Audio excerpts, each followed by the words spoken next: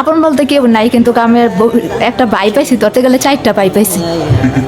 তোমার জন্য তোমার মামা কত টাকা এফডিআর করতেছে জানো তুমি? আজকের থেকে সুরাইয়া কত টাকার মালিক হলো ভাই?